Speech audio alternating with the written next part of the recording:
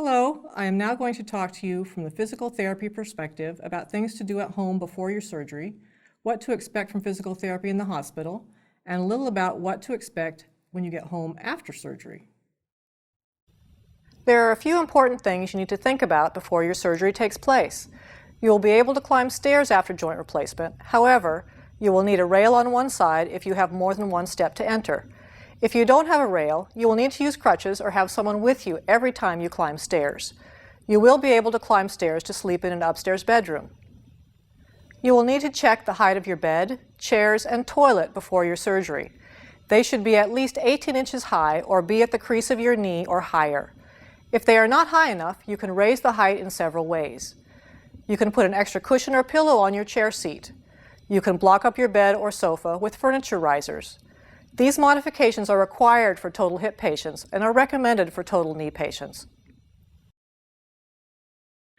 Now let's talk about equipment. Please refer to the durable medical equipment section of the guidebook for further details.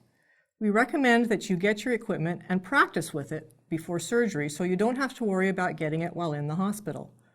You can borrow equipment from many places, including the Lions Club in Bellingham. Some churches or other organizations, such as the American Legion, also have equipment closets. Some people borrow from friends or rent or purchase it from durable medical equipment companies. Refer to the Equipment tab in your guidebook. You will be using a walker or crutches after surgery and when you go home. If you are going to borrow a walker or crutches, please bring it to the hospital when you have surgery to have it adjusted. Check to make sure your walker is the right height. You want your wrists to be at the level of the walker handles when your arms are at your side. For safety reasons, we prefer patients to have a front-wheeled walker with 2 wheels on the front legs instead of a walker with 4 wheels. A commode or raised toilet seat is used to raise the height of the toilet. They are required for total hip patients and may be recommended for total knee patients. A plastic garbage bag is useful while getting in and out of the car for those of you who have cloth seats. A garbage bag makes it easier to slide into and out of the car seat. Now let's talk about exercises. Please refer to the pre-op section of your guidebook. These exercises are important to do in preparation for surgery, and they should be done every day until your surgery day.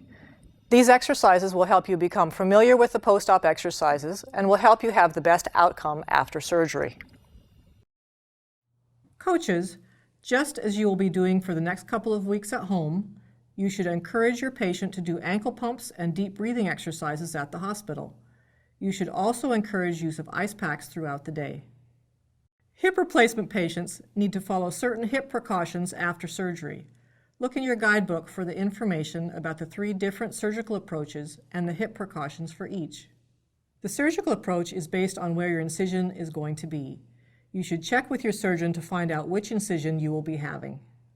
For the anterior or anterolateral approach, after surgery you must avoid hip extension or stepping backward, external rotation or turning your knee outward,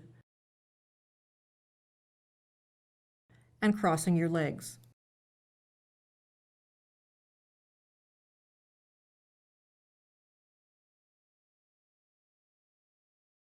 For the posterior approach, after surgery, you must avoid hip flexion over 90 degrees, which means not sitting down too low or bending over when sitting, internal rotation or turning your knee inward, crossing your legs.